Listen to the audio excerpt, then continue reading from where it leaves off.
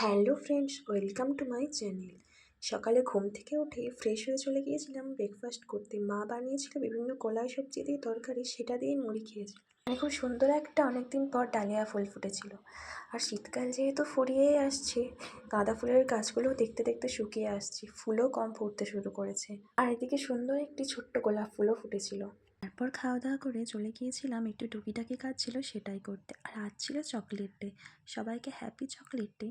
সবার জীবন চকলেটের মতোই মিষ্টি হোক। তারপর ভাই আমাকে এই ডেয়ারি মিল্কটি দিয়েছিল, আর আমিও সবার জন্য কিছু চকলেট এনেছিলাম। আর আমার ফেভারিট চকলেট তো কিটক্যাট, তা আমি বেশিরভাগ কিটক্যাটই কিনি। আচ্ছা, কার কার আমার মতো তোমাদেরও কিটক্যাট ফেভারিট অবশ্যই কমেন্টে জানিও কিন্তু।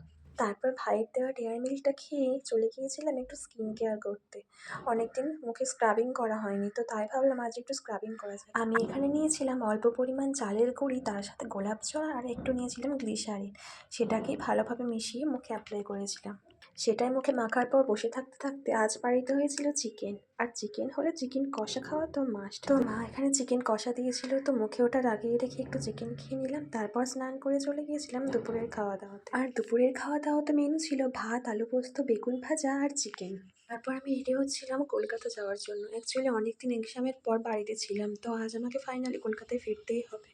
তো অনেকদিন বাড়িতে থাকার পর যেতে একটু মনটাও খারাপ লাগে, কিন্তু কিছু করার নেই। তো ফাইনালি আমি বাসে করে গিয়ে ট্রেনে চলে এলো, ট্রেনে উঠে পড়লাম। আর আমার ট্রেন হোক বা বাস, সবসময়ের জন্যই পছন্দ জানলার ধারের সিট। তারপর যেতে যেতে মাঝ রাস্তায় কিনে নিলাম ঝালমুড়ি। ফাইনালি আমি রুমে পৌঁছেও গেলাম। এখানে আরও একটা বন্ধুর কাছ থেকে দুটো কিটক্যাট পেয়েছিলাম, সেটাই খাচ্ছিলাম। তো তারপর একটু ফ্রেশ হয়ে রেস্ট নিচ্ছিলাম।